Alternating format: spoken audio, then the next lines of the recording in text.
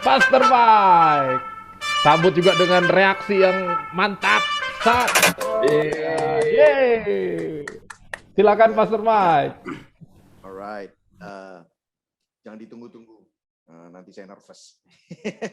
Sebenarnya ngomongin tentang eskatologi bukan suatu topik yang favorit saya ya. Tetapi saya mengerti karena di sini banyak sekali pemimpin-pemimpin komunitas dan akhir-akhir ini memang banyak sekali karena COVID-19 dan karena vaksin dan segala macam berita-berita yang membicarakan chip yang ada di tangan dan di dahi. Semoga 2 minggu yang lalu sudah sempat disebut bagaimana sebenarnya di kitab Wahyu disebutkan bahwa pengikut anak domba Allah juga punya tanda di tangan dan di dahi. Tetapi kalau Anda lihat tangan Anda dan di dahi Anda sekarang, apakah ada tandanya ya? Kita semua orang-orang yang sudah percaya Tuhan, lahir baru, dan anak-anak Allah, kita nggak punya tanda, tapi itu bicara tentang simbolis ya. Bagaimana cara pikir kita yang dulunya pikiran kita adalah penuh dengan dosa, kefanaan, tetapi sekarang kita mempunyai keinginan seperti Yesaya 36 ayat 26 yang berkata Tuhan memberikan hati yang baru. Sehingga Roma 12, berubahlah oleh pembaruan budimu, jangan menjadi serupa dengan dunia ini. Ini bicara apa? Cara pikir kita. Sehingga kelakuan kita yang dilakukan oleh tangan kita ya, itu kehidupan kita itu beda dengan dunia. Nah, kemudian kalau tanda di tangan dan di dahi yang dilakukan oleh 666, itu sebenarnya kok bisa sama ya? Sebenarnya mereka yang mau meniru kita. Gitu ya. Jadi tanda tersebut juga kalau misalnya kita bilang itu adalah chip, maka itu hurufiah. Maka pada waktu kita membaca sebuah hermeneutika ya, proper hermeneutik itu tidak bisa satu ayat kita tafsirkan hurufiah, satu ayat kita tafsirkan simbolis. Karena kalau kita ngomongin tentang simbolis, maka dua-duanya semestinya kita juga harus tafsirkan simbolis. Karena kalau kita lihat konteksnya, ternyata Wahyu 13 itu bicara tentang imitasi. Ya, ini saya sedikit recap sedikit. Nah, ini kenapa kok penting ya? Saya tahu ini bukan doktrin utama, tetapi kok penting sekali. Saya mengerti karena saya kemarin sempat bahas karena banyak spekulasi yang keliru dan membingungkan, nubuat yang tidak digenapi, identifikasi antikristus yang salah, dan ini semua kalau kita berspekulasi seperti ini akan menentukan keputusan-keputusan kita dan orang-orang yang ada di sekeliling kita dan orang-orang yang kita pimpin. Banyak dampak praktis juga yang buruk ya. Ada yang jual semua barangnya, mereka nggak mau kerja lagi, nggak usah sekolah, ya kan? Saya masih ingat itu dulu pas lagi Y2K itu ya, udah kita berhenti sekolah aja gitu ya. Ada orang-orang yang bilang begitu ya, nggak usah kerja lagi, mereka jual rumah mereka, mereka beli emas ya, just in case kalau nanti ada penganiayaan nggak bisa jual dan beli, at least punya emas. Jadi hal-hal seperti itu akhirnya mempunyai dampak praktis yang sangat buruk. Belum lagi yang ketiga adalah dampak teologis yang buruk. Jadi orang-orang, saya pernah cerita, mungkin kayaknya 2 minggu lalu saya menceritakannya, bagaimana saya ketemu dengan beberapa orang yang bilang sama saya, karena mereka tahu saya hamba Tuhan, dia cerita, waduh Pak, saya mau bertobat. Saya mau bertobat karena saya baru dengar itu khotbah tentang akhir zaman gitu. Saya nggak mau melalui penganiayaan. Jadi pertobatan mereka tidak mengerti bahwa keselamatan itu karena kasih karunia oleh iman apa yang dilakukan Kristus di atas kayu salib. Mereka bahkan nggak nyebut itu. Mereka bertobat karena mereka nggak mau masuk ke dalam masa-masa susah atau tribulasi. Mereka ingin supaya mereka diangkat. Bukankah ini sama saja dengan orang yang percaya Tuhan karena tidak mau masuk neraka? Apakah itu buruk? Ya, mungkin mulainya bisa melalui seperti itu, tetapi nggak bisa kita menghidupi iman kita hanya berdasarkan takut atau untuk mendapatkan upah. Maka takut dan upah itu menjadi motivasi kita. Sehingga itu sebenarnya bukan esensi dari kekristenan. Orang-orang yang sadar bahwa dirinya dikasihi Tuhan, diselamatkan, dan hidupnya semestinya binasa, tetapi menerima anugerah Tuhan. Sadar bahwa Tuhan menyelamatkan dia hanya oleh karena kasih-Nya yang besar kepada kita. Dan kita dimampukan untuk mengasihi dia. Itulah orang-orang yang sadar bahwa dirinya milik Kristus. Hidupku bukannya aku lagi, tetapi Kristus yang tinggal di dalam kita. Jadi bukan tentang takut ini, takut itu, atau kepingin supaya diangkat, supaya masuk surga. Sehingga itu semua akhirnya kembali melayani diri sendiri. Itu adalah antroposentris teologi yang sangat bertentangan dengan Alkitab, gitu ya saudara ya. Jadi ini dampak teologis yang buruk. Karena mereka melakukan ibadah, melakukan perbuatan baik untuk kenyamanan diri sendiri. Bukankah itu sebenarnya hedonisme? Tapi menggunakan agama gitu ya. Fear-based religion atau comfort-based religion. So you do all these things untuk mendapatkan kenyamanan gitu ya. So saya harap ini juga membantu kita kalau nanti ada orang-orang yang bertanya di komunitas-komunitas Anda supaya Anda bisa menjawabnya dengan kacamata Injil. Dan kita sempat berbicara tentang apa yang dimaksud dengan akhir zaman. Akhir zaman kita membicarakan bahwa beda dengan zaman akhir. Alkitab bicara tentang zaman akhir. Bagaimana setelah perjanjian lama, Alkitab di kitab Ibrani dikatakan bahwa dulu sebelumnya Allah menggunakan nabi, Allah menggunakan raja, dan Allah menggunakan banyak orang-orang yang diurapi untuk menyatakan dirinya. Tetapi kemudian pada waktu Kristus menyatakan dirinya melalui inkarnasi, disitulah zaman akhir dimulai. Dan akhir zaman adalah akhir dari zaman akhir. Dan jadi zaman akhir itu sudah dimulai dari zaman Yesus Kristus. Jadi sebenarnya zaman akhir sudah going on for more than 2000 years ya by this time ya.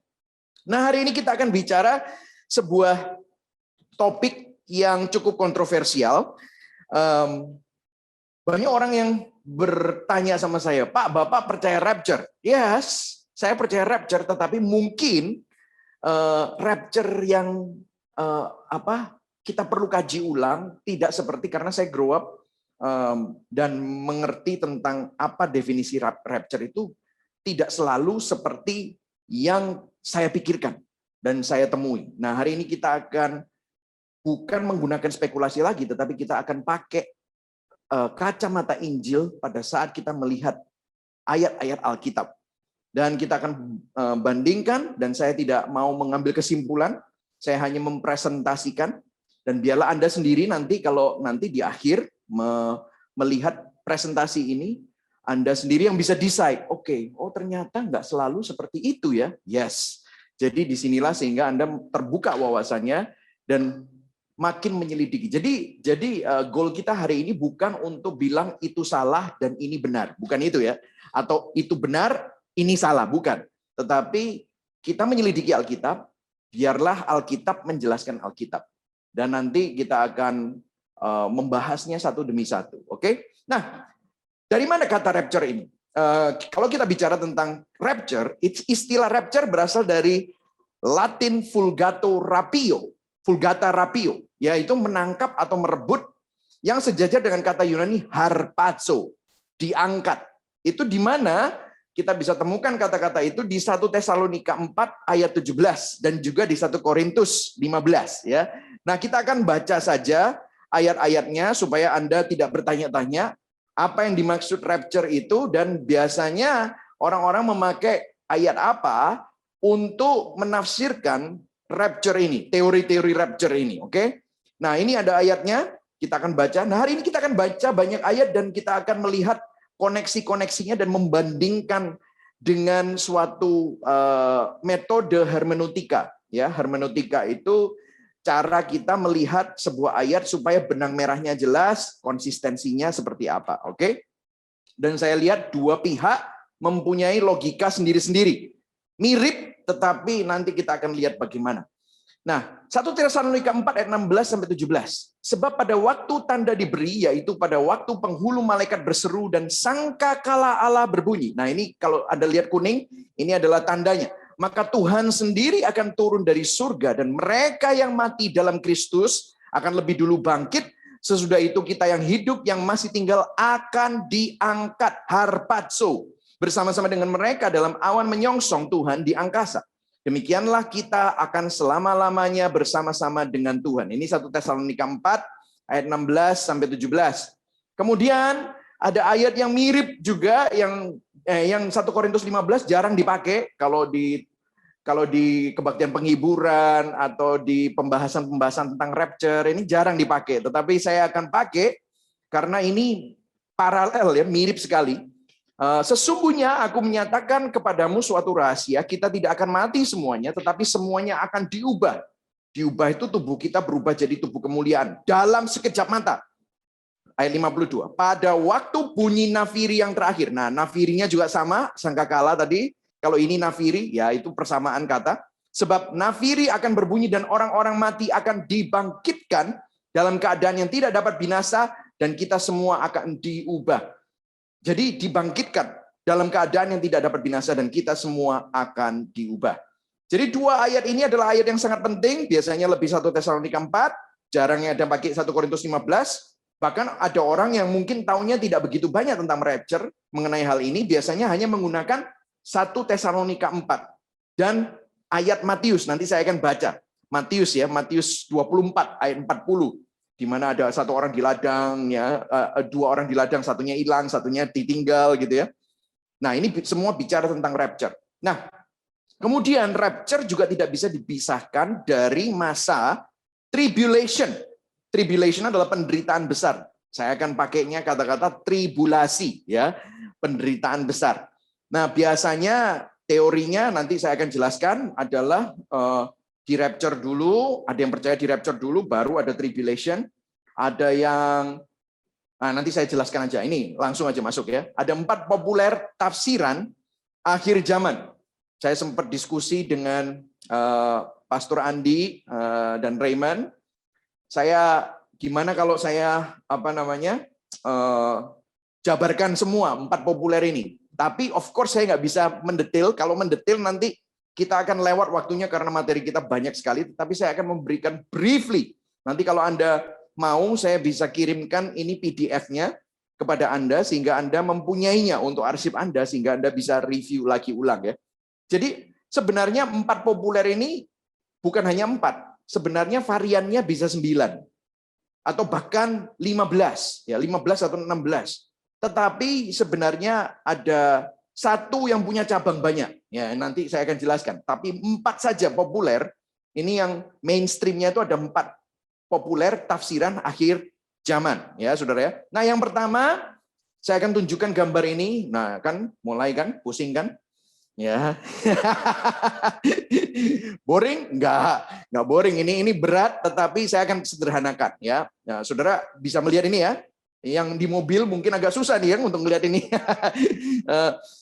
Kalau yang di telepon juga agak susah, makanya nanti saya kirim aja. Nanti kalian bisa melihatnya di rumah dan dipelajari ya. Ini dari J. Denison Jr. Saya ambil gitu ya, karena ini cukup komprehensif.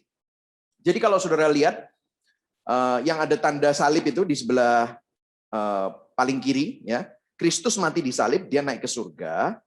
Gereja berdiri dan bergerak, church age, ya, saudara lihat ya, church age, gereja berdiri dan bergerak. Akan datang waktunya, ya, yaitu yang dipercayai bahwa akan datang waktunya seperti pencuri, Tuhan akan datang dan akan datang waktu di mana kita diangkat ketemu dengan Kristus.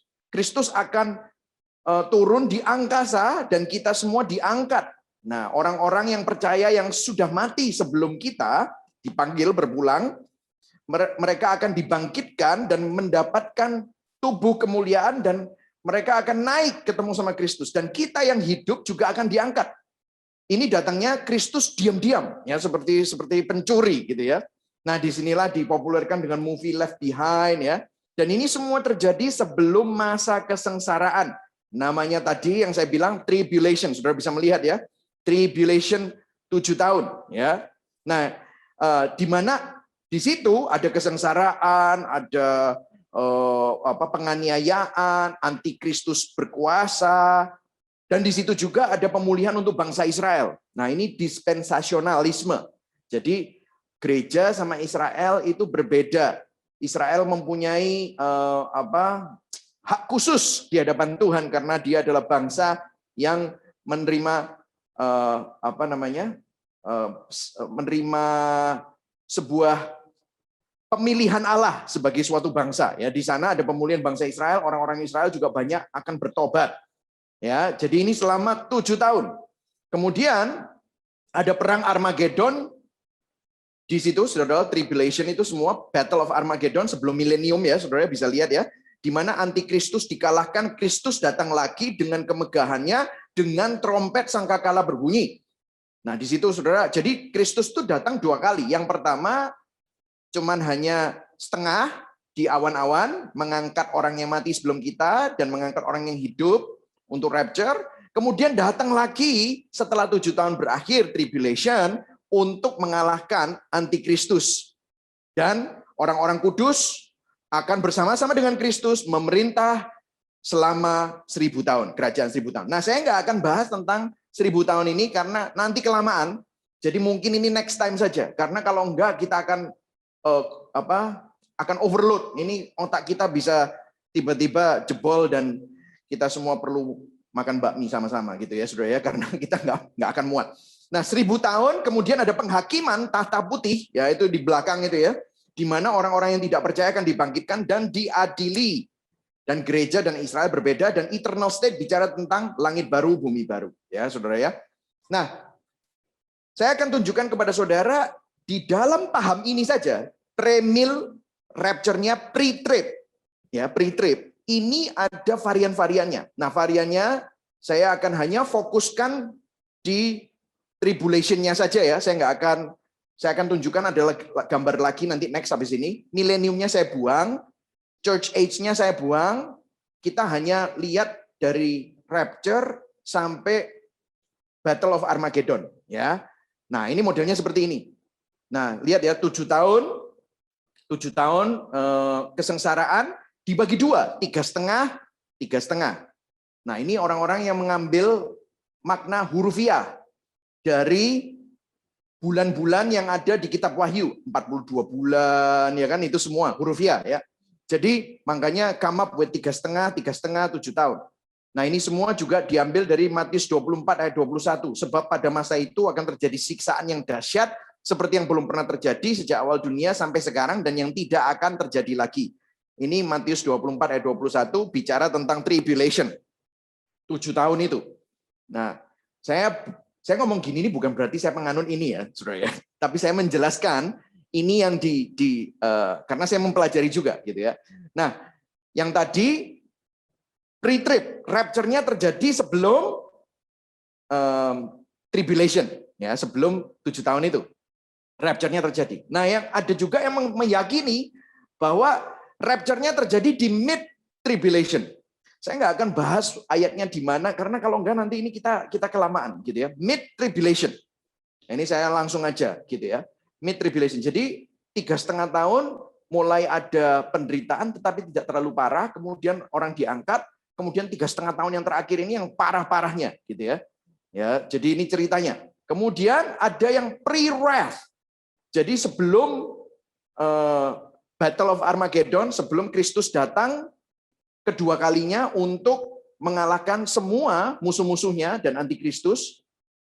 Jadi orang-orang mengalami yang namanya tribulation, tapi hampir at the end, di akhir dari 7 tahun, ada pre-wrath. Ini tidak terlalu populer, tetapi ada yang percaya ini. Nah, yang ini post-tribulation. Nah, post-tribulation adalah kita semua mengalami ini, kemudian Kristus datang, yaitu sekali aja untuk mengalahkan semua, untuk melakukan kerajaan 1000 tahun. Mengalahkan antikristus, mengalahkan musuh-musuhnya, dan akan membangkitkan kita yang mati sebelum ini terjadi, kemudian kita yang masih hidup akan diangkat bersama-sama, kemudian Kristus akan turun dan memerintah selama 1000 tahun. Jadi ini adalah varian-varian dari pre-tribulation. Nah, ini yang post-tribulation ini premil juga. Jadi percaya kerajaan 1000 tahun, tetapi rapture-nya, saudara lihat ya, ini perbedaan ya. Saudara bisa lihat ya, perbedaannya adalah setelah tribulation, post-tribulation. Ini adalah classical premil historis namanya. Jadi rapture-nya kalau tadi pre-trib, ini post-trib ya. Trip ini bukan tripping loh ya, tribulation. Oke. Pre-tribulation, post-tribulation. Nah, yang tadi ada yang mid-tribulation, ada yang pre-wrath ya gitu ya. Nah, itu ada varian-variannya ya, Saudara ya. Nah, ini bicara tentang rapture setelah tribulation. Nangkep saudara ya?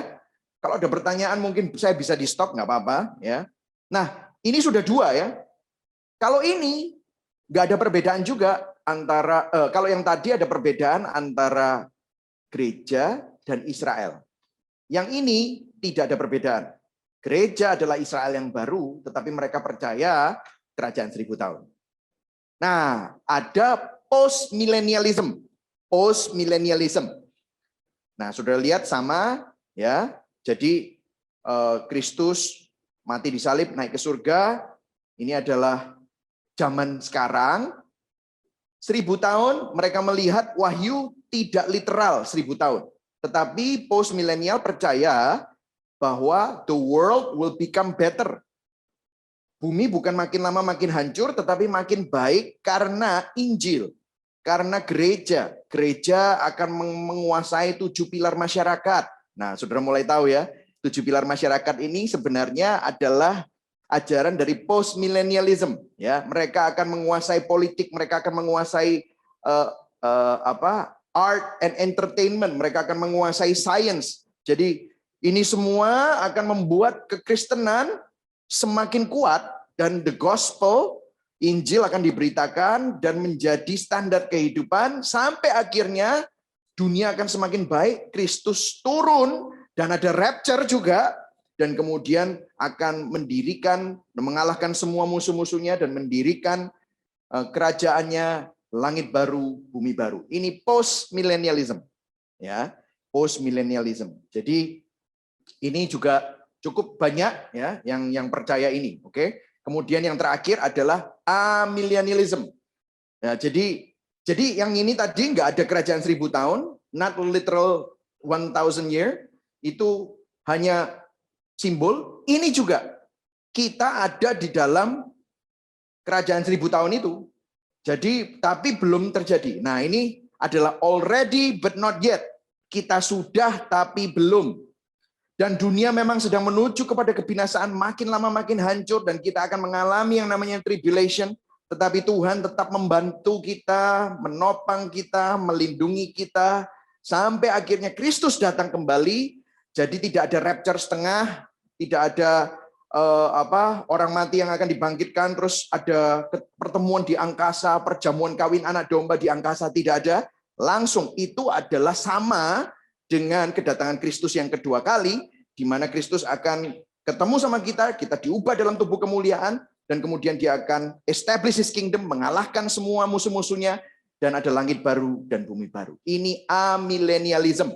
Ya, ini sama-sama membaca kitab Wahyu, bukan literal, tetapi semuanya simbolis. Jadi post-millennialism, amillennialism mirip, cuma yang ini percayanya bahwa the world will become better, the gospel increase, gradual Christianization of the world. Jadi orang-orang akan jadi Kristen semua gitu ya, Saudara ya. Amillennial akan enggak percaya itu. Jadi kita akan mengalami tribulation yang makin kita rasakan gitu, Saudara ya. Jadi kalau Saudara lihat ini semua, ini dan ini ya, dan yang tadi ya, saya nggak usah ulang lah ya. Sudah jelas ya. Jadi ini adalah varian dari yang pertama. Kemudian yang kedua post-trib, kemudian yang ketiga post-millennial, yang keempat amillennial, ya, amillennial. Nah, Saudara, kenapa kok ini penting? Sekali lagi, saya mau memberikan catatan penting kepada Saudara. Ini bukan doktrin primer. Jadi setelah selesai ini, kalau ada perbedaan pendapat antara suami dan istri, kalian tidak usah bacok-bacokan. Kalian tidak usah sampai pisah gereja ya, Saudara ya, atau split ya. Oh, kamu ini. Nah, ini bukan doktrin primer. Doktrin primer itu apa? Ketuhanan Yesus ya, Tritunggal, keselamatan karena kasih karunia oleh iman, itu doktrin primer ya. Ini bukan doktrin primer. Nah, memang penting, perlu diketahui, tetapi intinya adalah yang kedua, sama-sama mengajarkan kesiapan untuk menghadapi kedatangan Kristus yang kedua kali. Amin ya, Saudara ya. Jadi ini adalah titik temunya. Tadi kan si Semi tanya, belum ada titik temu. Nah, ini titik temunya nih. Sama-sama mengajarkan kesiapan untuk menghadapi kedatangan Kristus yang kedua kali.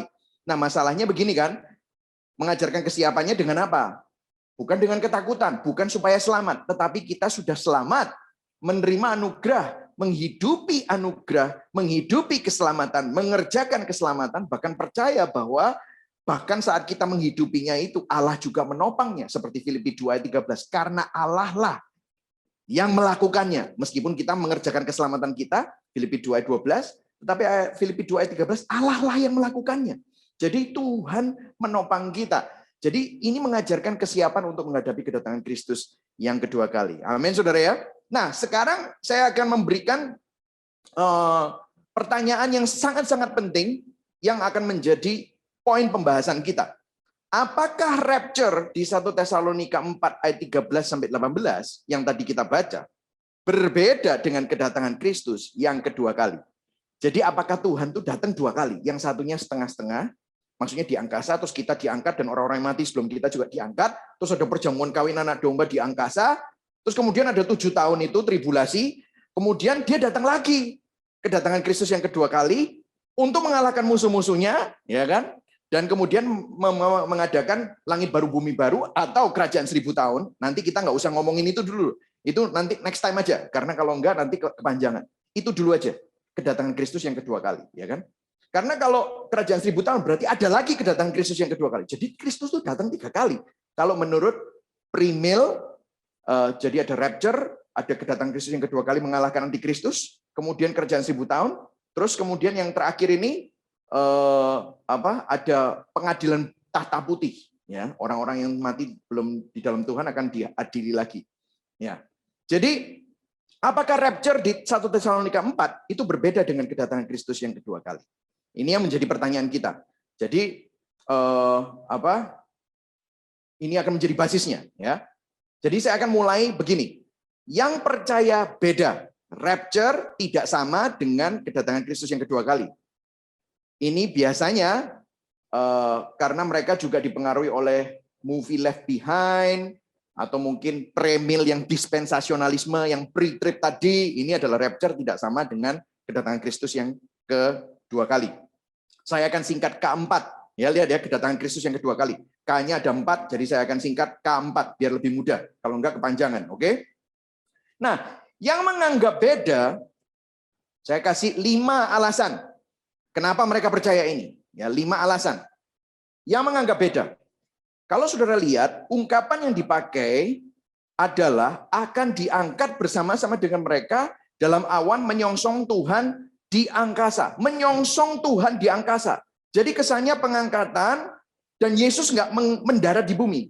Karena Yesus cuma di angkasa, kemudian yang mati sebelum kita dibangkitkan, menerima tubuh kemuliaan, masa tulang belulang ya kan?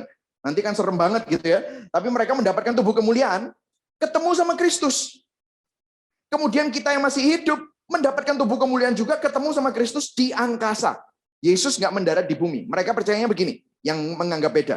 Ada pertemuan, mereka percaya ada perjamuan kawin anak domba. Nah, orang yang ditinggal, yang tidak sungguh-sungguh, yang tidak percaya Tuhan, ya, mengalami tribulasi. Ya. Kenapa mereka percaya itu? Yaitu 1 Tesalonika 4 ayat 17. Diangkat bersama-sama dengan mereka dalam awan menyongsong Tuhan di angkasa. Jadi itu yang pertama. Itu yang menganggap beda, ya saudara ya. Nah, yang kedua, mereka juga percaya begini. Kita bisa melihat ada perbedaan nuansa antara rapture dan K4. K4 itu kedatangan Kristus yang kedua kali ya. Karena nuansanya waktu rapture, waktu ketemu sama Tuhan Yesus, itu kebahagiaan. Waduh, seneng banget. Kita sukacita ketemu sama Tuhan Yesus. Dan tubuh kita jadi tubuh kemuliaan. Ya of course seneng lah. Kalau misalnya kita penyakitan, ya langsung dapat tubuh kemuliaan. Ya kan? Kalau misalnya kita yang sudah utsur, ya, yang lansia, ya of course kita jadinya muda lagi gitu ya. Wah, mendapatkan kebahagiaan. Kemudian kita bertemu dengan penyelamat kita bertemu dengan Kristus, mempelai kita yang kita tunggu-tunggu, ada kebahagiaan. Tetapi kalau kita baca Wahyu 6 ayat 17, Wahyu 11 ayat 18, nanti sudah bisa baca sendiri ya. Ini kan saya akan kirim file PDF-nya, jadi Anda nanti bisa selidiki. Kalau kita baca satu-satu, kita nggak akan selesai. Jadi K4, kedatangan Kristus yang kedua kali itu identik dengan apa? Penghakiman, penghukuman. Jadi identik dengan hal-hal yang sepertinya mengerikan, gitu, murka, gitu. bukankah semestinya gereja diselamatkan waktu Kristus datang itu kebahagiaan? Kok banyak penghakiman dan penghukuman? Nah, jadi makanya kalau kita baca di Wahyu 19 ayat 7-9, itu bersuka cita, bersorak-sorai, memuliakan Tuhan. Kok beda ya nuansanya? Nah, mereka untuk menjembatani ketegangan ini, mereka percayanya rapture dan keempat, kedatangan Kristus yang kedua kali itu beda. Ya, itu yang menjadi cara pikir mereka, ya. Cara pikir yang percaya ini, oke? Yang menganggap beda nomor 3. Nah, mereka, maksudnya semua yang percaya akan pre-trib ini, percaya adalah tribulasi adalah murka Allah. Sehingga tidak mungkin Allah menjadikan umatnya sebagai objek murka. Kan gitu kan? Benang merahnya mereka percaya. Contohnya Wahyu 3 ayat 10. Karena engkau menuruti firman-Ku untuk tekun menantikan aku, maka aku pun akan melindungi engkau dari hari pencobaan yang akan datang atas seluruh dunia dan mencobai mereka yang diam di bumi. Jadi perlindungan Tuhan ada di sana. 1 Tesalonika 1 ayat 10. Untuk menantikan kedatangan anaknya dari surga, saya nggak ada di sini ya, saya bacakan. Yang telah dibangkitkannya di antara orang mati, yaitu Yesus yang menyelamatkan kita dari murka yang akan datang. Jadi ini Rasul Paulus nulis kepada jemaat di Tesalonika karena mereka takut akan nanti gimana kalau kita mengalami penganiayaan. Rasul Paulus berkata, Yesus menyelamatkan kita dari murka yang akan datang. Jadi mereka menganggap ini tribulasi adalah murka Allah, sehingga tidak mungkin Allah menjadikan umatnya menjadi objek murka. Ya, itu tafsiran mereka. Nah, ini tafsirannya bisa ada alternatifnya, tetapi ini yang menjadi keyakinan. Kemudian yang menganggap beda nomor 4, ya. Ada 5 ya, nomor 4. Ini saya move very fast loh ya guys. Kalau enggak nanti kita ini yang satunya yang menganggap sama ada 12 ya. Jadi ini 5, ini 12 ya. Are you okay? Sudah mulai overload? Oke, kita teruskan. Pandangan ini yang pre-trib sebelum tribulasi mampu mengharmonisasikan ketegangan antara kedatangan Kristus yang seperti pencuri, rapture, atau yang didahului oleh tanda-tanda zaman. Nah, saudara masih ingat ya, sesi yang lalu kita membicarakan hal ini. Bisa nggak kita tahu kapan Tuhan datang? Nggak bisa. Tapi bisa nggak kira-kira kita prediksi? Well, ada tanda-tandanya. Jadi kita bisa prediksi waktunya sudah dekat. Nah, jawabannya apa? Bisa diprediksi atau tidak bisa diprediksi? Maka yang percaya akan pre-trib, mereka mengharmonisasi ketegangan antara ini bisa diprediksi atau tidak bisa diprediksi. Katanya seperti pencuri, tetapi kok ada tanda-tandanya. Lah yang tanda-tandanya ini apa maksudnya? Maka yang percaya yang menganggap beda antara rapture dengan keempat itu berkata yang tidak bisa diprediksi itu ada kaitannya dengan rapture. Makanya kita harus berjaga-jaga terus. Nanti satu hari kalau Kristus datang di awal angkasa, teman-teman kita yang mati di dalam Tuhan tiba-tiba bangkit semua, dapat tubuh kemuliaan. Wah, kita bisa dapat tubuh kemuliaan juga, diangkat bersama-sama. Seperti pencuri, nggak ada tanda-tandanya, nggak ada gejalanya, ya saudara ya. Tetapi setelah diangkat barulah ada tribulasi. Nah, tanda-tandanya muncul, perang, kelaparan, antikristus, semua hal yang tidak enak menimpa bumi. Dan manusia mengalami penderitaan yang amat sangat. Nah, ini adalah masa tribulation. Kemudian nanti terakhir ada keempat. Kristus datang untuk menghancurkan musuh-musuhnya, menghancurkan antikristus, dan mendirikan kerajaan 1000 tahun atau langit baru, bumi baru. Oke, ini yang menganggap beda alasan keempat. Kemudian alasan yang kelima, ini alasan yang terakhir. Mereka percaya, maksudnya Matius 24 ayat 40 sampai 42, ini yang sering dipakai. Pada waktu itu kalau ada 2 orang di ladang, yang seorang akan dibawa dan yang lain akan ditinggalkan. Kalau ada 2 orang perempuan sedang memutar batu kilangan, yang seorang akan dibawa dan yang lain akan ditinggalkan. Karena itu berjaga-jagalah sebab kamu tidak tahu pada hari mana Tuhanmu datang. Ya, saudara ya. Nah, apakah betul ini adalah tafsiran yang tepat untuk membicarakan bahwa ini adalah ngomongin rapture. Nanti saya akan jelaskan lebih lagi ya saudara ya. Tetapi saya akan mengingatkan kepada saudara, ini kan Matius 24. Kalau Anda lihat Matius 13, itu saya sempat bicara, di mana akan ada pemisahan antara orang Kristen dan orang Kristen yang pura-pura Kristen atau hanya beragama Kristen. Yang satunya lahir baru, satunya belum. Nanti itu akan ada pemisahan di Matius 13. Nah ini kalau Anda baca tadi Matius 24, itu kaitannya mirip sekali. Nanti saya nggak punya waktu untuk ngomongin itu. Jadi intinya begini, kalau ini ditafsirkan sebagai rapture, sebenarnya belum tentu ini sebenarnya ngomongin tentang rapture. Karena ada tafsiran yang lebih tepat untuk menafsirkan ini. Bukan dari rapture. Kalau kita ngomongin tentang proper hermeneutika, saya bahkan sudah tanya sama profesor saya di Biola University, apakah ini ngomongin tentang rapture gitu ya. Nah, dia by the way adalah orang yang percaya pre-trib dispensational. Oke, dia percaya nanti akan ada rapture. Tapi dia bilang banyak orang yang percaya pre-trib ini salah memakai ayat ini untuk menjadi basis mereka percaya pre-trib gitu ya saudara. Oke, nah ini sekarang sudah selesai nih. Jadi yang menganggap beda antara rapture, jadi Tuhan datang setengah di angkasa, kita ketemu sama dia menyongsong, kemudian beda dengan keempat, kedatangan Kristus yang kedua kali. Untuk mengalahkan antikristus, musuh-musuhnya, dan mendirikan kerajaan 1000 tahun atau mendirikan langit baru, bumi baru. Itu berbeda. Dan ini adalah 5 logika ayat yang dipakai untuk menjadi basis kepercayaan mereka. Oke? Nah, sekarang saya akan masuk ke dalam rapture itu sama dengan kedatangan Kristus yang kedua kali. Jadi tidak ada rapture yang di tengah-tengah sebelum tribulasi itu. Jadi post-trib, post-milenial, amil, ini percaya ini. Rapture sama dengan K4. Ya. Jadi yang pre-trib dispensational itu yang tadi dengan varian-variannya. Ada mid-trib, ya itu yang tadi. Yang ini sama. Ya. Oh, yang tadi ada juga pre-wrath ya, itu juga. Yang ini sama, post-trib. Ya, post-trib, post-millennial atau amil. Ya. Ini percayanya rapture sama dengan keempat. Nah, ada berapa alasannya? Alasannya ada 12. Ada 12. Ya. Mereka menganggapnya sama karena yang pertama, Matius 24 ayat 31.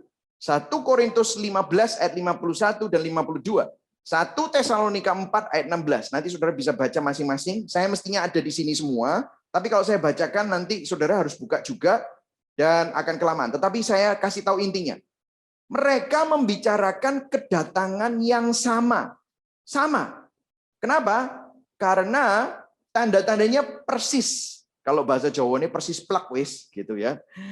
Sangkakala, ada para malaikat pengiring, terus ada pengumpulan orang-orang pilihan. Ya, ada sangkakala, para malaikat pengiring, pengumpulan orang-orang pilihan. Nah, pertanyaannya, kalau tanda-tandanya sama, apakah mungkin peristiwanya berbeda? Setengah di angkasa, terus kemudian yang kedua kali datang. Apakah mungkin? Well, jawabannya pasti bisa. Ya mungkin aja. Kalau misalnya kamu I.O. kan bisa.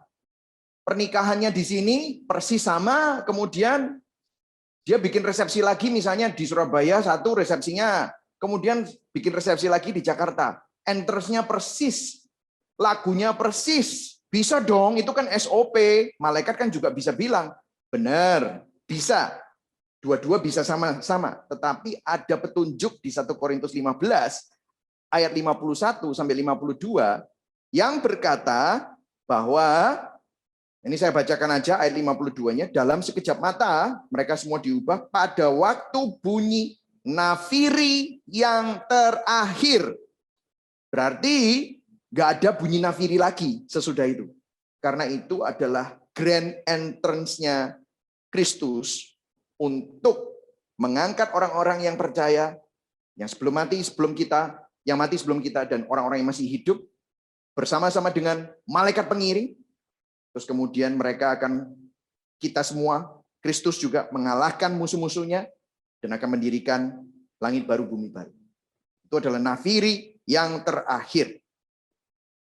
Jadi kalau kita lihat, ini kok mirip ya dengan 1 Tesalonika 4. Kalau ini sama, maka disinilah kita perlu rethinking rapture versi yang tadi. Jangan-jangan rapture dan keempat, kedatangan Kristus yang kedua kali, adalah peristiwa yang sama. Di 1 Tesalonika 4 memiliki kesamaan tanda-tanda dengan tanda-tanda di ayat-ayat Alkitab yang lain yang menuliskan mengenai kedatangan Kristus yang kedua kali. Yang pertama. Yang kedua, kata-katanya itu bahasa di 1 Tesalonika 4 ayat 15, 1 Korintus 15 ayat 23, itu ada istilah dalam bahasa Yunani yang diulang-ulang. Itu namanya parousia. Parousia, ya, parousia itu juga disebut di 1 Tesalonika 4 ayat 15 yang tadi dipakai untuk mereka yang percaya pre-trib. Nah, mereka yang percaya bahwa ini sama, post-trib, bahwa ini setelah tribulation, mereka bilang, loh, parousia itu dalam Alkitab selalu merujuk bukan pada yang setengah itu, tetapi merujuk kepada keempat, kedatangan Kristus yang kedua kali. Ayat-ayatnya mana? Banyak ayatnya. Matius 24 ayat 27, 1 Tesalonika 2 ayat 19, 1 Tesalonika 3 ayat 13, 5 ayat 23, 2 Tesalonika 2 ayat 8, Yakobus 5 ayat 8, 1 Yohanes 2 ayat 28. Ya. Jadi ini semua merujuk kepada kedatangan Kristus yang kedua kali, ya. Ahli teks Alkitab yang artinya kedatangan, parousia itu artinya kedatangan. Semua ayat-ayat ini setiap kali kata itu disebutkan mengenai kedatangan Kristus yang futuris, selalu berbicara mengenai kedatangan Kristus yang kedua kali untuk menghakimi orang yang tidak benar dan menyelamatkan orang-orang pilihan Allah. Itu bahasanya selalu begitu, ya. Nah, coba kalau saya ada ayatnya nih. 1 Tesalonika 5.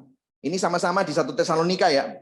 Tiap kali ya ada kata-kata hari Tuhan selalu merujuk pada penghakiman terakhir. Tetapi tentang zaman dan masa, saudara-saudara, tidak perlu dituliskan kepadamu. Karena kamu sendiri tahu benar-benar bahwa hari Tuhan datang seperti pencuri pada waktu malam. Nah, jadi ini bicara hari Tuhan. Hari Tuhan itu bukan hari Tuhan yang tengah-tengah itu. Padahal ini 1 Tesalonika 5 ya. 1 Tesalonika 4 yang dipakai oleh orang-orang yang percaya pre-trib itu adalah yang setengah tadi. Padahal 1 Tesalonika, satu pasal setelahnya, ini bicara tentang hari Tuhan. Parousia ini bicara tentang kedatangan Kristus yang kedua kali. Kemudian di 2 Tesalonika 2 ayat 8, nah mungkin saudara perhatikan di sini. Jangan sampai meleng ya. Jadi gini ceritanya. Kenapa kok Rasul Paulus sampai nulis 2 Tesalonika? Karena di 1 Tesalonika, banyak orang yang salah mengerti tulisan Paulus. Mereka langsung nggak mau kerja, karena dipikir akan ada kiamat. Udahlah nggak usah kerja. Ngapain kita kerja? Belum lagi ada orang-orang yang menafsirkan, ada hamba-hamba Tuhan penyesat-penyesat yang memberikan pengaruh-pengaruh bahwa udah kamu nggak usah, kamu tinggalkan aja, kita kumpul aja pokoknya semuanya begitu. Nah kemudian makanya Paulus menulis 2 Tesalonika. Dia bilang, jangan salah paham bahwa Tuhan datang di zaman mereka. No. Mereka melakukan hal yang nggak benar.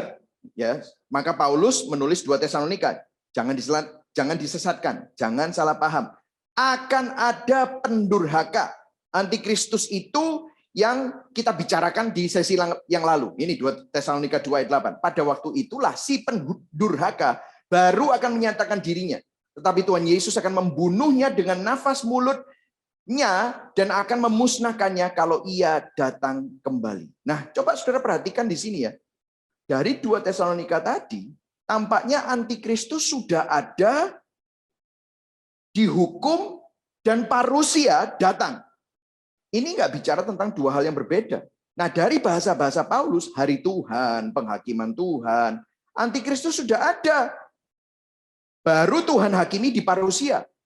Bukan Tuhan datang, rapture, terus baru ada antikristus, terus baru dihakimi lagi. No, Tesalonika tidak bicara itu sama sekali. Menurut ini yang percaya ini ya. Jadi ini bicara tentang kedatangannya yang final. Bukan kedatangannya yang separuh datang di angkasa untuk rapture. Jadi ini yang dipercayai oleh orang-orang yang percaya bahwa Rapture sama dengan K4. Ya. Yang ketiga, Alkitab lebih konsisten mengajarkan bahwa tidak ada kelegaan bagi orang percaya sebelum penghukuman terakhir atas orang-orang durhaka. Jadi orang-orang percaya hanya mendapatkan kelegaan pada saat musuh-musuh Allah akhirnya dihukum. Kita lebih dari pemenang ya, yes. Tetapi apakah kemenangan Kristus itu sudah terjadi sepenuhnya? Nah ini sudah saya singgung di sesi yang lalu. Already but not yet. Belum, tetapi kita sudah menang. Makanya kita lebih dari pemenang. Nah kemenangannya itu apa yang terjadi?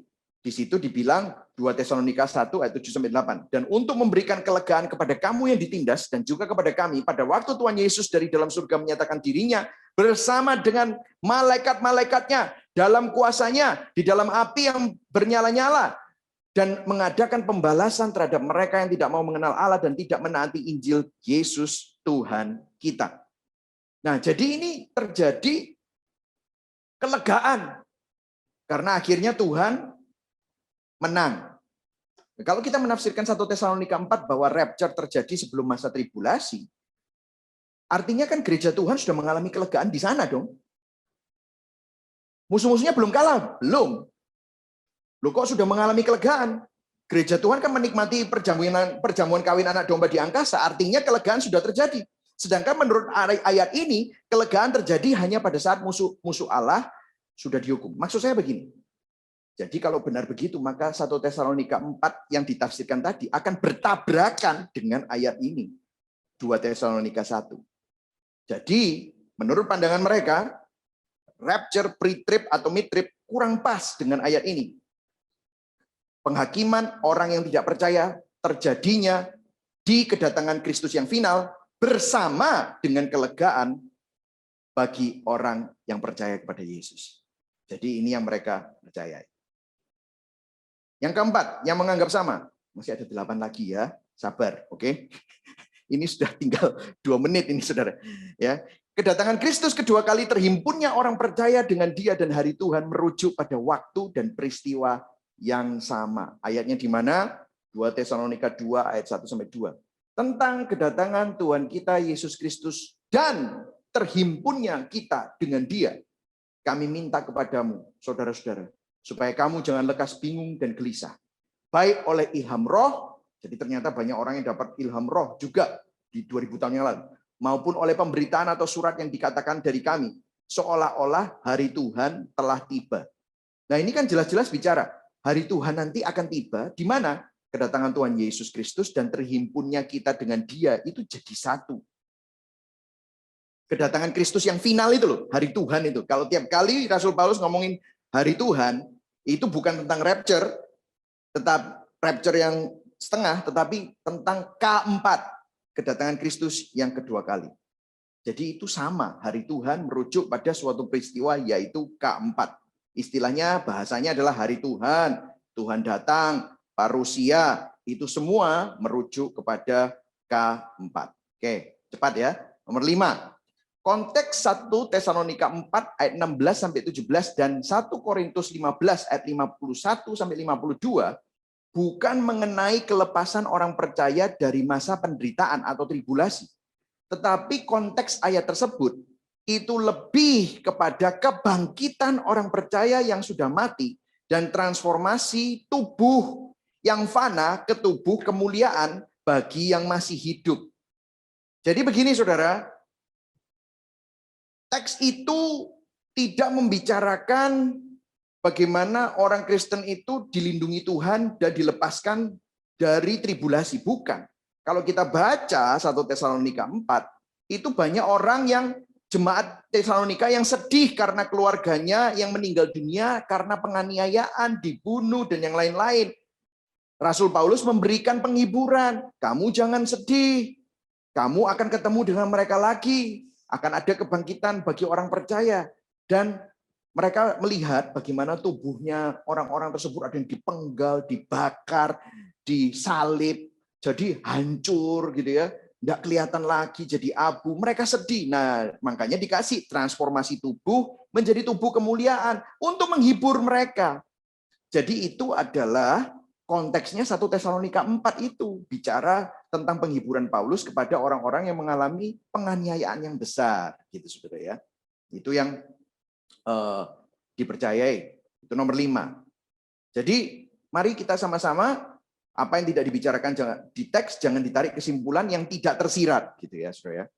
Kemudian yang keenam, istilah menyongsong, yaitu bahasa aslinya adalah, ini kalau orang-orang yang belajar word study Yunani, itu akan melihat dan melihat kenapa kok tidak tepat kalau itu ditafsirkan sebagai rapture.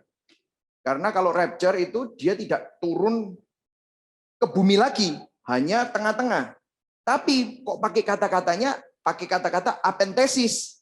Apentesis itu menyongsong Tuhan di angkasa. Tadi menyongsong itu kata-katanya apentesis. Nah, apentesis itu selalu berarti begini. Dipinjam dari penyambutan figur penting dalam kultur kuno. Misalnya ya, saya kasih contoh, kata-kata itu selalu dipakai begini. Misalnya ada orang penting datang ke kota. Terus kemudian orang yang jaga gerbang bilang, ada kaisar datang. Semua pemimpin kota pasti tidak akan tinggal di dalam kota aja, karena ini orang penting. Pangkatnya lebih tinggi, orang terhormat penuh kemuliaan. Apa yang terjadi? Mereka menyongsong, apentesis. Mereka menyongsong kaisar tersebut di luar. Jadi kalau dia sedang perjalanan, bawa entourage-nya, bawa pasukannya, sebelum masuk kota, ini ngelihat, kasih tahu pemimpin, mereka menyongsong ketemu. Lah tapi kan tidak cuma hanya berhenti di situ. Kemudian apa yang terjadi kalau sudah disongsong? Dibawa masuk. Karena apa? Ini orang terhormat. Nggak mungkin kita bikin party dan penyambutan hanya di luar kota, kemudian bikin pesta di sana. Enggak. Dibawa masuk untuk masuk ke dalam balai kota atau istana penguasa di kota tersebut. Jadi bicaranya menyongsong itu enggak seperti itu, gitu.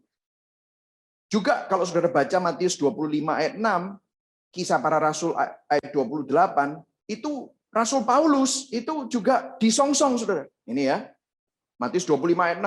Mempelai datang, songsonglah dia. Ini cerita 5 gadis bijaksana dan 5 gadis bodoh. Mereka lagi tidur, kemudian melihat mempelainya datang. Mereka menyongsong. Terus apa yang terjadi? Mempelainya datang, masa disongsong hanya di depan pintu, terus kemudian pestanya di depan pintu? Enggak kan? Mereka masuk. Jadi akhirnya sampai masuk ke dalam rumah atau tempat pestanya. Kisah Para Rasul 28 ayat 15. Apentesis dipakai lagi. Saudara-saudara yang ada di sana telah mendengar tentang hal ihwal kami dan mereka datang menjumpai kami. Nah, ini menjumpai ini kurang tepat ya, pakai menyongsong. Karena pakai kata-kata apentesis. Kami sampai ke Forum Appius dan Tres Taberne. Tetapi habis itu kemana? Ya ke Roma, saudara. Jadi disongsong, habis itu dibawa ke tempatnya pertemuannya. Masa pertemuannya di Forum Appius dan Tres Taberne? Enggak. Setelah disongsong, ternyata dibawa masuk. Gitu.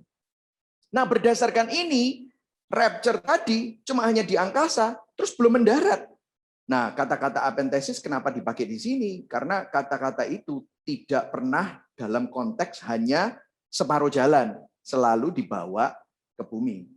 Dibawa maksudnya mestinya dibawa ke rumah istana atau dibawa ke tempat originalnya, maka langit baru bumi baru kan belum terjadi kalau pre-trib. Ya, gitu saudara ya. Jadi benang merahnya mereka mempercayai kurang tepat gitu ya. Yang ketujuh, orang-orang percaya di akhir zaman tetap akan mengalami kesengsaraan. Mereka percaya akan hal ini gitu ya. Matius 24 ayat 22. Dan sekiranya waktunya tidak dipersingkat, maka dari segala yang hidup tidak akan ada yang selamat. Akan tetapi oleh karena orang-orang pilihan, waktu itu akan dipersingkat. Artinya, ini kan ngomongin tentang apa? Tribulasi, Matius 24 ayat 22. Waktunya tidak dipersingkat, maka dari segala yang hidup tidak akan ada yang selamat. Ini ngalamin tribulasi. Tetapi oleh karena orang-orang pilihan, waktu itu akan dipersingkat. Jadi menunjukkan apa? Ada orang-orang pilihan. Jadi ada orang-orang percaya di situ yang mengalami tribulasi.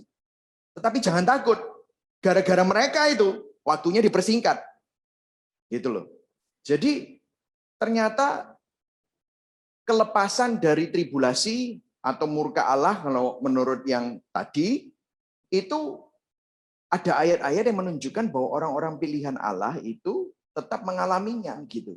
Jadi tidak seperti yang kita bayangkan gitu ya. Mungkin perlu dikaji ulang. Nomor 8. Keempat juga digambarkan dengan kedatangan Kristus di langit sampai ke bumi. Jadi bukan cuma hanya menyongsong aja, tetapi sampai ke bumi. Ini ayatnya di Matius 24. Matius 24 itu konteksnya bukan rapture, tetapi konteksnya bicara tentang kedatangan Kristus yang kedua kali. Pada waktu itu tampak tanda anak manusia di langit dan semua bangsa di bumi akan meratap. Dan mereka akan melihat anak manusia itu datang di atas awan-awan di langit dengan segala kekuasaan dan kemuliaannya. Nah ini nggak dibicarakan kalau jadi bumi. Dan kemudian lihat apa yang terjadi. Dan ia akan menyuruh keluar malaikat-malaikatnya dengan meniup sangkakala yang dahsyat bunyinya. Nah, mirip dong? Dan mereka akan mengumpulkan orang-orang pilihannya dari keempat penjuru bumi, dari ujung langit yang satu ke ujung langit yang lain. Ini bicara tentang keempat. Jadi dari langit, dia turun ke bumi. Ya, karena kenapa kok ini bicara tentang keempat? Mereka juga percaya rapture dan keempat jadi satu. Karena apa? Ada orang percaya dan juga ada kaitannya dengan orang yang tidak percaya. Grand entrance-nya Yesus dengan tiupan sangkakala. Nah, kalau menurut mereka, kalau kita mau konsisten, sebetulnya rapture di 1 Tesalonika 4 itu sama dengan keempat di Matius 24 ayat 30 sampai 31. Yang ke-9, tidak semua penderitaan dalam tribulasi adalah wujud murka Allah.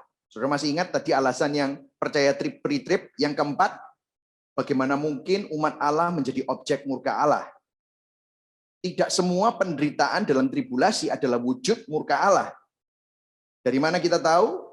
Ada ayat lain juga yang membicarakan bahwa kita memang hidup di dalam dunia yang sedang menuju kepada kebinasaan.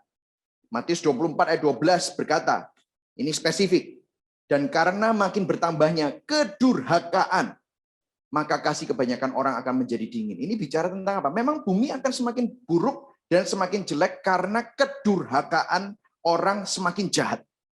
Sehingga banyak orang yang akan menjadi dingin. Ya, jadi tidak semua penderitaan selama tribulasi adalah wujud murka Allah. Tetapi karena konsekuensi dari dosa manusia, dunia makin bertambah buruk karena bertambahnya kedurhakaan. Orang-orang pilihan tetap menghadapi tribulasi. Nah yang ke-10, lihat ini. Perlindungan Allah atas jemaat Philadelphia yang tadi kita baca tuh. Wahyu 3 ayat 10 itu ya. Karena engkau menuruti firman-Ku untuk tekun menantikan aku, maka aku pun akan melindungi engkau dari hari pencobaan yang akan datang atas seluruh dunia untuk mencobai mereka yang diam di bumi. Artinya apa? Tuhan melindungi. Allah melindungi umatnya. Cara perlindungan Tuhan atas kesengsaraan tidak harus rapture. Tapi ada cara-cara lain. Contohnya seperti kasus tanah Goshen di Mesir. Contohnya seperti di kitab Keluaran. Meskipun Mesir kena tulah, Tuhan punya cara untuk melindungi umatnya. Jadi kalau itu cara Tuhan untuk melindungi umatnya di kitab Keluaran, itu juga bisa terjadi nanti pada saat masa tribulasi. Nah, kalau cara Tuhan adalah rapture, ini akan bertabrakan dengan, kita harus lihat Alkitab secara keseluruhan ya. Doa Yesus di Yohanes 17. Yohanes 17 kan bilang apa di ayat 15? Aku tidak meminta supaya engkau mengambil mereka dari dunia, tetapi supaya engkau melindungi mereka daripada yang jahat. Bisa kok melindungi umatnya dari yang jahat tanpa harus rapture. Ya. Jadi aku bukan dari dunia seperti mereka. Mereka itu siapa? Saudara dan saya, umat Tuhan. Bukan dari dunia. Tetapi mereka ada di dalam dunia. Aku tidak meminta supaya Allah Bapa engkau mengambil mereka dari dunia. Tetapi supaya engkau melindungi mereka dari yang jahat. Wow, ini doa Tuhan loh buat kita semua. Jadi kalau saudara punya pendoa syafaat terhebat, itu namanya Yesus Kristus. Yang mendoakan saudara di surga. Dan ini dimulai 2000 tahun yang lalu, dia setia mendoakan saudara dan memastikan apa yang diselesaikannya tidak akan gagal dalam hidup kita. Wow, ini luar biasa sekali ya saudara ya. Ini kacamata Injil. Kemudian yang ke-11, hampir selesai.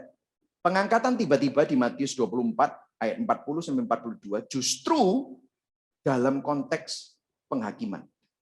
Masih ingat nggak Matius 24 ayat 40 sampai 42? Yang ada 2 orang di ladang, yang satu hilang dibawa, yang satu tinggal.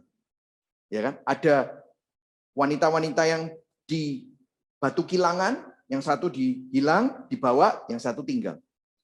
Itu mereka percaya bahwa itu adalah rapture. Tetapi pengangkatan tiba-tiba di Matius itu justru dalam konteks penghakiman yang ditawan dan disisakan oleh Allah itu justru yang diangkat karena mereka mendapatkan hal yang buruk. Loh, kok bisa begitu? Karena ada ayat sebelumnya. Jadi kalau kita baca ayat itu ya, ayat 40 sampai 42, kita harus baca perikopnya ngomong apa.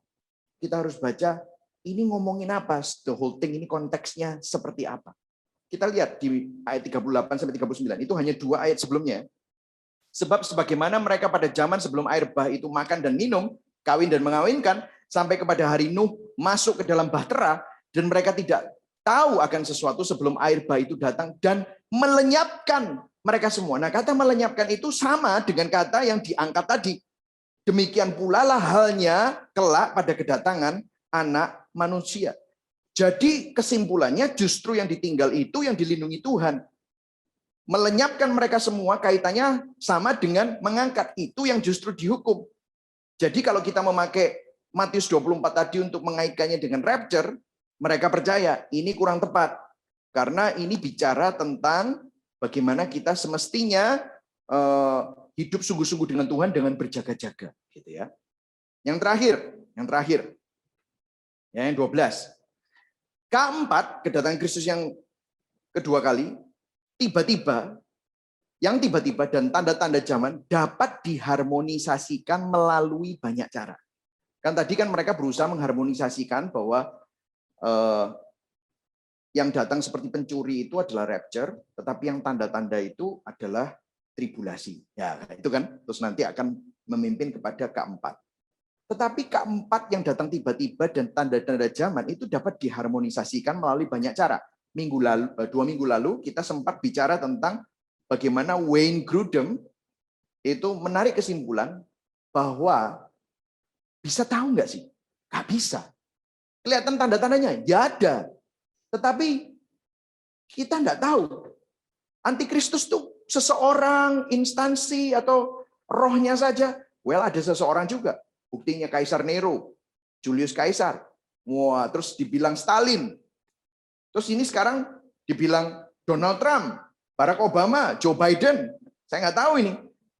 Kapan? Tapi bukan itu masalahnya. Karena Alkitab tidak pernah peduli terhadap identitasnya, tetapi selalu peduli terhadap nasibnya dan kemenangan Kristus dan bagaimana kita ditopang oleh anugerah Tuhan. Selalu berbicara tentang itu. Nah, yang kedua, John Piper memberikan suatu insight yang luar biasa. Dikatakan begitu. Dia berbicara begini, kesiapan itu masalah mental atau spiritual daripada waktu atau temporal. Jadi menyiapkan diri dengan maksudnya jual semua supaya kita itu semua siap secara fisik gitu ya. Bukan tentang itu, tetapi lebih tentang kita ini siap nggak berjaga-jaga nggak dalam hati kita, dalam spiritual kita, dalam moral kita, dalam kecintaan kita kepada Kristus. Dia bilang bahwa perbedaan antara 2 kelompok gadis ada pada kesediaan minyak, bukan posisi terjaga. Karena gadis yang bijaksana dan gadis yang kurang bijaksana, yang bodoh, bijaksana dan bodoh, dua-duanya tertidur, bukan pada posisi terjaga. Tetapi karena mempelai itu lama tidak datang-datang, mengantuklah mereka semua tertidur. Tetapi waktu bilang, mempelai datang, song-song dia. Yang satu punya sedia minyak, yang satu nggak punya. Jadi sebenarnya bijaksana dan bodoh dua-duanya tertidur. Jadi nggak tahu. Yang membedakan adalah persediaan minyak. Jadi apa maknanya? Ini bukan masalah tentang tidur atau tidak tidur, tetapi siap atau tidak siap. Karena kalau kita tahu pun belum tentu kita siap. Tahu waktunya maksudnya, belum tentu kita siap. Betul kan, saudara? Bagaimana hidup kita saat ini? Minyak itu bicara tentang iman kita, karya Roh Kudus yang ada di dalam diri kita. Bagaimana Tuhan berkarya dan kita menghidupi keselamatan kita. Sehingga kita tidak terhisap dengan sistem-sistem dunia dan cara-cara pandang dunia. Cara pandang itu tanda di kepala dan tanda di tangan kan? Kelakuan kita. Bagaimana? Orang yang lahir baru pasti akan menghasilkan buah roh. Orang yang lahir baru pasti akan memiliki keinginan untuk hidup memuliakan Tuhan. Ya, jadi ini yang menjadi perbedaan. Nah, Anda nanti saya akan kirimkan ini, Anda bisa bandingkan sendiri. Di antara kedua hal ini, Anda bisa tanya dengan saya atau Pastor Andi kalau ada pertanyaan, tetapi biarlah melalui ini semua Anda tidak dibingungkan dengan berbagai macam teori. Yang pertama kita perlu ingat, saya mengingatkan kembali yang lalu ya saudara, hindari kesalahpahaman. Ya, jangan terlalu gegabah menafsirkan nubuat-nubuat atau gimana hal-hal yang kita dengar. Oh ya, langsung gini. Kita kembali kepada Alkitab. Bagaimana Alkitab itu menjelaskan Alkitab. Kemudian yang kedua adalah kalau kita tahu apa inti kitab Wahyu kemarin, 1 Tesalonika, Matius, ini apa? Memberikan ketenangan dan penghiburan bagi kita semua yang ada di zaman modern ini. Alkitab ditulis bukan tentang kita, tetapi tentang Allah untuk kita. Supaya apa? Kita kuat imannya, teguh imannya. Kalau saya mau kasih saudara PR, baca Yohanes 17. Itu adalah doa Yesus. Doa Yesus ditulis dengan begitu lengkap. Bahkan doa Yesus, dia bilang di Yohanes 17, saya bacakan sedikit ini sebagai ayat penutup terakhir. Kemudian kita berdoa bersama-sama. Saya udah lewat waktunya, saya mohon maaf ini. Semoga saya diampuni oleh Pastor Andi. Ya. Yohanes 17 ayat 9. Aku berdoa untuk mereka. Bukan untuk dunia aku berdoa. Tetapi untuk mereka yang telah Engkau berikan kepadaku. Sebab mereka adalah milikmu. Segala milikku adalah milikmu. Milikmu adalah milikku. Aku telah dipermuliakan di dalam mereka. Wow. Itu doa Yesus kepada saudara, kepada Allah Bapa untuk saudara dan saya. Jadi Yesus bukan berdoa untuk dunia. Dia berdoa untuk mereka yang telah Engkau berikan kepadaku. Sebab mereka adalah milik. Waduh. Saya tiap kali baca ini, saya berbes mili bahasa Jawanya gitu, saudara. Tuhan itu berdoa untuk kita semua. Supaya kita tidak diombang-ambingkan, kita kuat, kita teguh. Keselamatan yang dibayar mahal. Keselamatan yang diberikan. Karena kasih karunia, anugerah. Oleh iman. Itu dipelihara juga oleh Tuhan. Jadi ini memberikan ketenangan dan penghiburan. Oke, kita sama-sama berdoa sebelum kita masuk tanya jawab. Tuhan Yesus, kami mengucap syukur.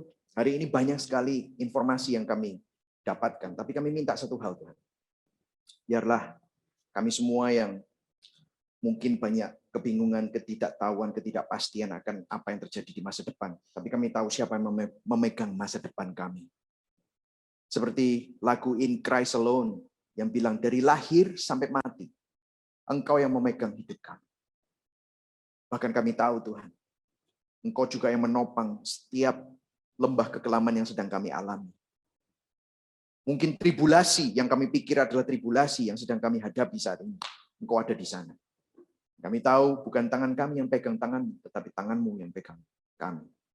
Kalau tanganmu yang pegang kami, maka once you decide, keputusan, anugerah, inisiatif yang sudah kau lakukan itu, yang diberikan tanpa syarat, tidak akan dilepaskan. Firman-Mu seperti di Yohanes 10, siapa yang Bapa berikan, Bapakku lebih besar dari siapapun. Yesus berkata, tidak ada seorang pun yang dapat mengambil mereka dari tangan Bapa.